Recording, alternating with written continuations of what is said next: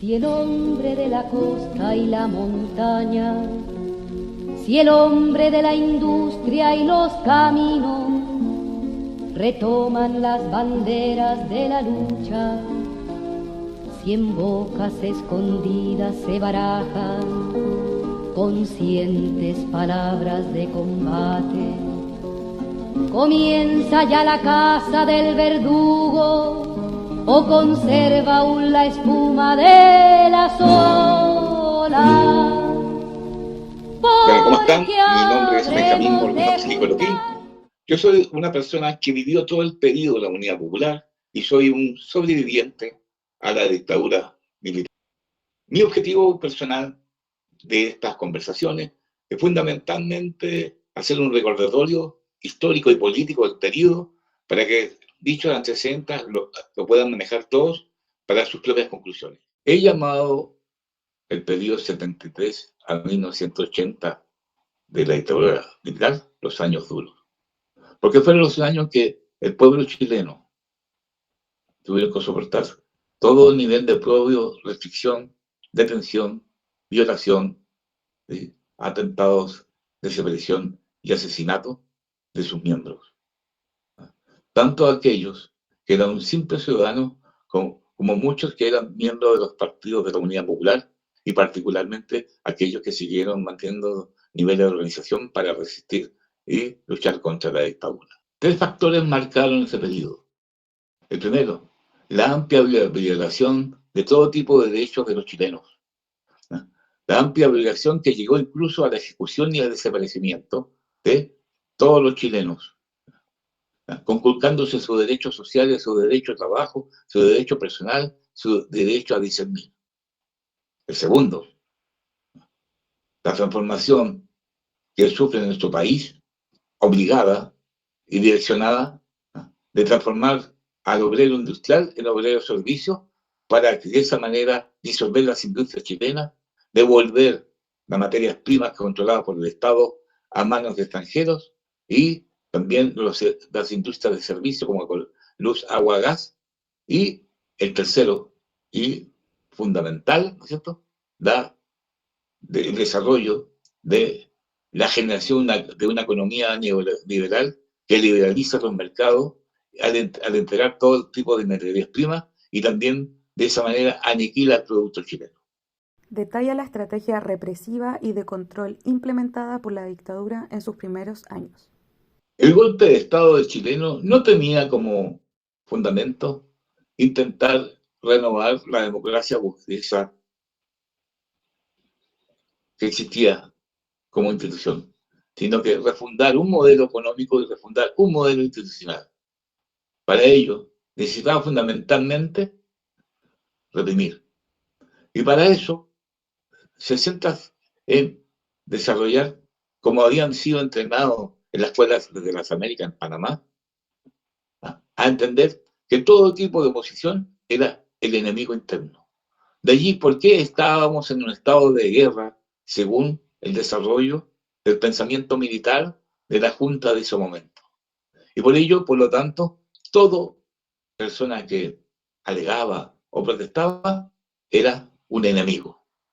Bajo ese punto central, necesitan fundamentalmente conculcar los derechos de las personas y de allí violar el conjunto de los derechos humanos de los chilenos. Al tener una paz vigilada, en la cual existían toques de queda, controles, cuando ellos deseaban de poblaciones enteras que eran allegadas, al tener la posibilidad de tener cualquier persona sin tener orden judicial, al tener la posibilidad de conculcar e incluso embargar bienes sin necesidad de jueces ni de juzgados. Y también al creerse que los militares eran superiores y pues les podían permitir cualquier clase de abusos. Ellos desarrollaron una estrategia de aniquilación de las fuerzas rebeldes. Cuando hablo fuerzas rebeldes, estoy hablando de la fuerza que respondía o reclamaba a aquel estado de situación. Y nos encontramos, por un lado, entonces, el desarrollo de aparatos represivos que tenían centros de tortura, centros de detención, centros de desaparición, centros de ejecución que se ejercían sobre todos aquellos que habían sido militantes en el tiempo de la Unidad Popular y particularmente a todos aquellos que iniciaban una acción de resistir al control de la dictadura. Pero también tenían centros direccionados a través de los medios de comunicaciones, ¿ya?, de oficiales para ejercer la presión sobre el conjunto del Estado, para designar de esa manera niveles de control ideológico y comunicativo que permitían pensar que muchas personas que fueron inocentemente asesinadas aparecieran como guerrilleros, aparecieran como extremistas, haciendo elementos atentatorios, cuando simplemente habían sido personas que habían sido torturadas a decir basta y de esa manera ejecutadas para tener un nivel de control, un nivel de represión, un nivel de advertencia, de amenaza y de miedo sobre la población. En ese periodo, Chile sufrió elementos que nunca habían sucedido en su época moderna o su época contemporánea. Sufrió una cantidad de asesinatos, de desapariciones, de torturados que llegaron a ser parte de la sociedad chilena. No había familia chilena que no tuviera un detenido, un torturado o un asesinado. No había familia chilena que no se hubiera asustado en algún momento determinado por la acción de los aparatos represivos. Los aparatos represivos fueron inicialmente la DINA, con el general Contreras a cargo, en la cual tenía como objetivo central la aniquilación del MIR y la aniquilación del Partido Comunista. Y obviamente el control fundamental sobre todos los ciudadanos para que nadie levantara cabeza.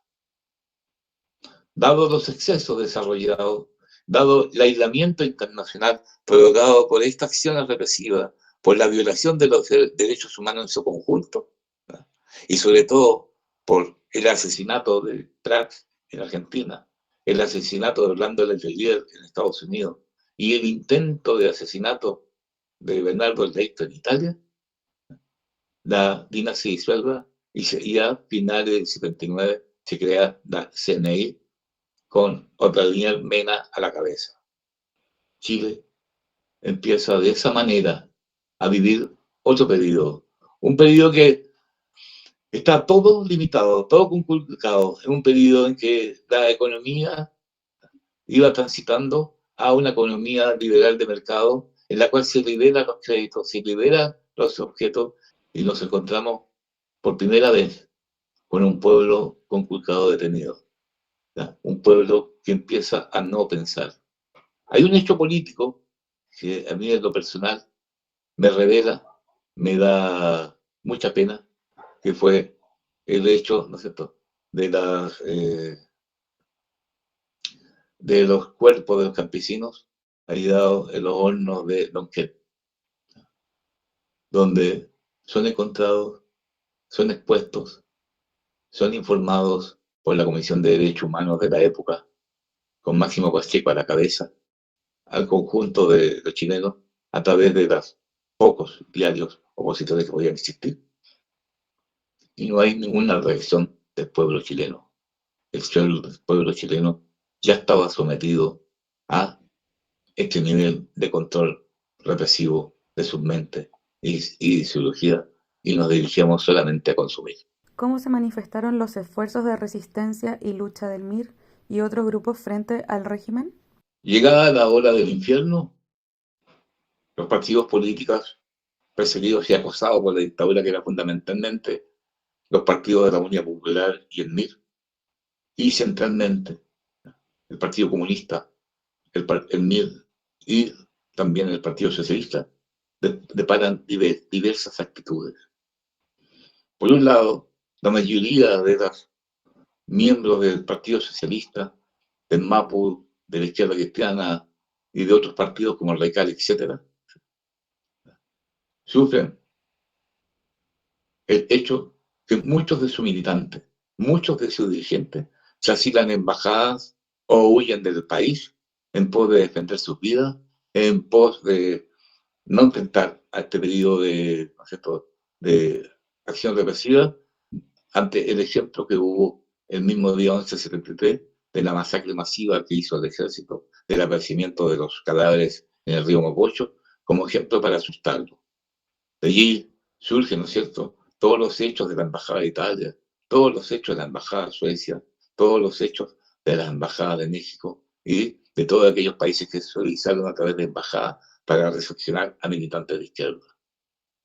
Por otro lado, el Partido Comunista pasa directamente a la clandestinidad, ¿ya?, también sufriendo con algún nivel de personas que fueron asiladas, pero que eran fundamentalmente militantes públicos, que eran un freno para la acción de un partido comunista clandestino. El MIR, como ya señalé, declara que su organización, sus militantes no se asilan. Sea cualquier su condición, sea su condición de personas muy conocidas o desconocidas, no se asilan y que iba a sufrir la suerte de los trabajadores chilenos. El MIR inicia su reactivación ya desde octubre de 1973, en la cual, al ser una organización más clandestina que otras, no es fuertemente golpeada al principio y tiene mayor capacidad de organización y resistencia, ya que su dirección nacional y su comité central era apenas tocado. Así, a partir de la acción de la dirección nacional y particularmente de Miguel Enríquez, empieza a haber niveles de reconstrucción del MIR, fundamentalmente en Santiago. En provincias está la catombe, la mayoría de las direcciones regionales se derrumban, muchos de ellos emigran a Santiago buscando fundamentalmente ayuda, en la cual hace que el lastre y el peso de muchos militantes en Santiago recaiga sobre la dirección nacional, que de alguna medida trata de ordenarlo, formando lo que nosotros conocemos como las colonias. Por ejemplo, en el caso de Valparaíso, más del 60% del regional fue a dar a Santiago.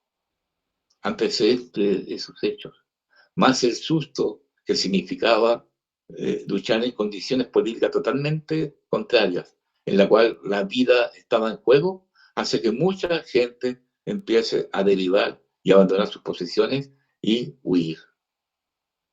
También eso lo sufre el MIR, en la cual yo diría que solamente el 30 o un 40% de sus militantes quedan activos a nivel nacional, solamente por la gente que empieza a disquepar, la gente que empieza a diferir y la gente que se empieza a asustar.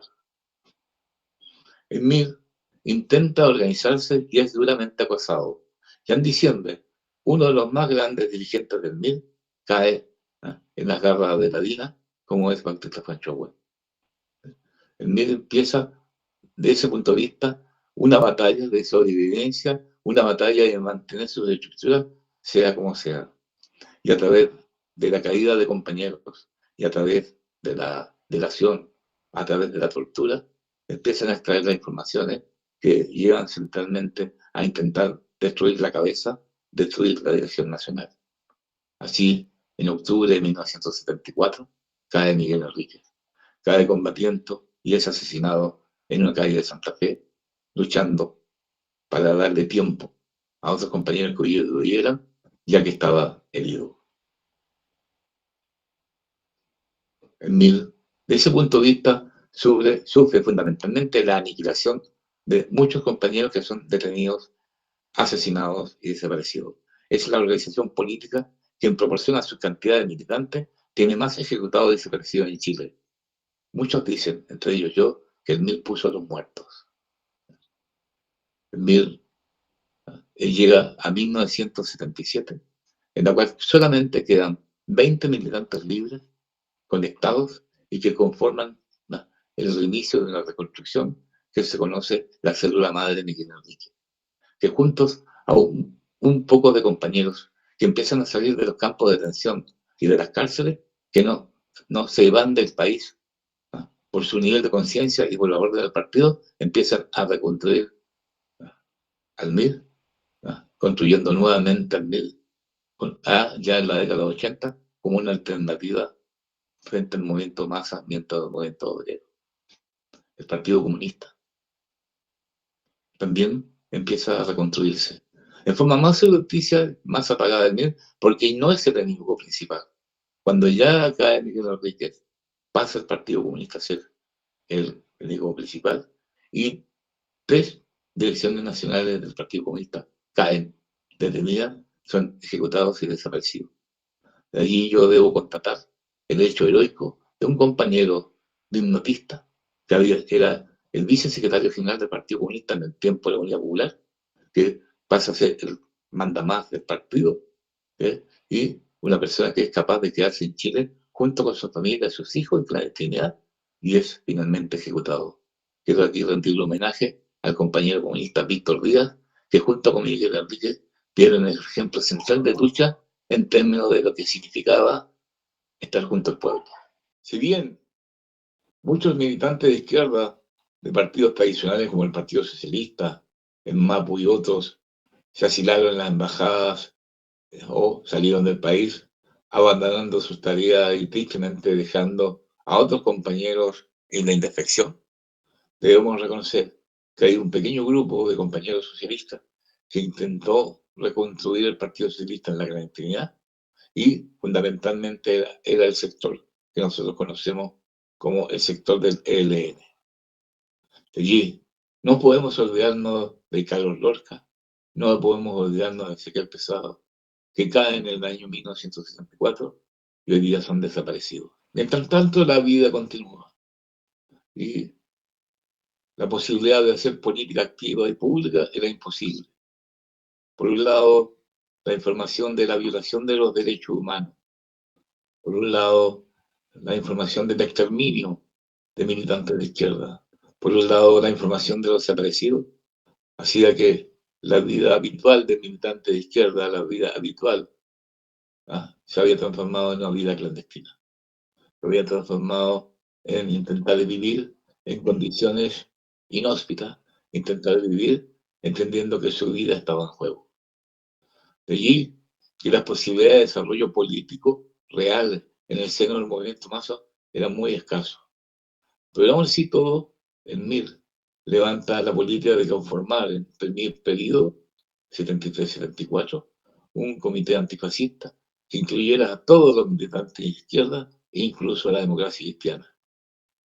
En las calles casi no se podía andar, porque muchos militantes de izquierda, quebrados o coaccionados por la tortura, andaban junto con agentes represivos intentando cazar gente en las calles. Eso se llamaba poloteo.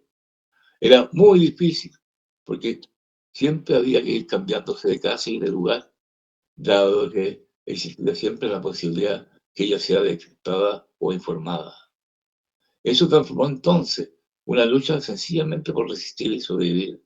Eso transformó entonces intentar a aquellas organizaciones que se mantuvieron en Chile de una u otra forma asegurar para otro periodo su sobrevivencia. Gracias a este factor, las corrientes del pensamiento marxista en Chile no fueron liquidadas. Por otro lado, la crisis económica levanta cada vez más cesante.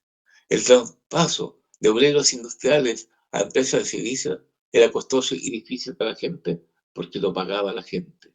Por otro lado, se generaba cada vez mayor grado de constricción en el mundo estudiantil y el mundo poblacional, que empezaba a emerger entonces todo un fenómeno de protestas que iban fundamentalmente siendo protestas reivindicativas y que se iban transformando en protestas antidictatoriales. De allí juega un gran papel, un rol la Iglesia, en la cual, junto con el cardenal Silva Enrique, levanta primero el Comité por Paz y después la Vicaría de la Solidaridad para defender los intereses de los afectados por la represión, para defender los intereses de aquellos que de alguna medida estaban siendo reprimidos. Eso, más la labor clerical de muchos sacerdotes de base de las comunas populares, levantaban ollas comunes, levantaban encuentros para capacitar a obreros para poder conseguir trabajo, se empezó a generar una nueva corriente crítica que de alguna medida empezó a ser integrada hacia las organizaciones políticas que seguían intentando subsistir. Los años duros, justo la figura de tener desaparecido. Los años duros costó tener muchos asesinados. Los años duros costó la aniquilación de la familia para muchos militantes. Los años duros costó aprender a vivir de otra manera, aprender a vivir bajo otro nombre, bajo otras características, ocultando nuestras verdaderas personalidades. Eso es fundamental para entender por qué se pudo construir más adelante un nuevo surgir de la izquierda, que tristemente también fracasó. ¿Cuál fue el papel de la solidaridad internacional y las redes de apoyo en la resistencia contra la dictadura? Cientos de miles de chilenos salieron del país. Muchos de ellos por inmigración económica, dado que no tenían trabajo en Chile, ya que no tenían ninguna posibilidad real de mantener su familia, y se fueron a los países cercanos, Argentina, Perú, Brasil, Colombia y Ecuador. Otros salieron porque les era imposible vivir en Chile, producto del acoso y la represión. Y también hay otros que, siendo torturados y detenidos, pues fueron capaces de cambiar sus penas de condena por extrañamiento, o sea, por expulsión del país. Por lo tanto, para hacer todo eso, había que entender que existía una gran solidaridad con Chile, fundamentalmente en los países socialdemócratas que valorizaban la democracia, como el caso de Francia, Suecia, Italia en Europa, como el caso de Argentina, Bolivia, Perú, Colombia y Venezuela en América Latina. Muchos chilenos fueron para allá. También otro grupo de chilenos fueron aquellos países de la Europa Oriental, aquellos países que estaban bajo la órbita de la Unión Soviética, y centralmente fueron a Alemania Oriental y a Checoslovaquia. Todas estas personas pudieron salir gracias a la gran solidaridad que existía a la situación humana y de dignidad en Chile, y también bajo la situación política. Miles de perseguidos, miles de acosados, miles se pudieron ubicar en Europa y en América Latina para proseguir sus vidas normales, para proseguir una vida que les permitiera centralmente desarrollar su dignidad. Obviamente, todos sus compañeros quedaron con algo encendido, que era centralmente su posibilidad de volver a la patria, su posibilidad de venir a reconstruir las fuerzas que podían acompañar a los obreros chilenos que siempre iban a permanecer en el país. Debemos rescatar el papel que jugó en el asilo, que jugó en la protección, que jugó en el amor, que jugó en la fe, la Iglesia Católica y muchas de las iglesias chilenas, que buscaron fundamentalmente proteger y ayudar al débil, al torturado, al encarcelado, al perseguido. ¿Dónde están los bravos compañeros? ¿Dónde están? Endurecidos a golpe y a suplicio, levantando la bandera y la palabra. ¿Dónde están? El hambre de odio y muerte de estas hienas se sacia con los mártires del pueblo. Su sangre en el camino del futuro será puñal el día justiciero.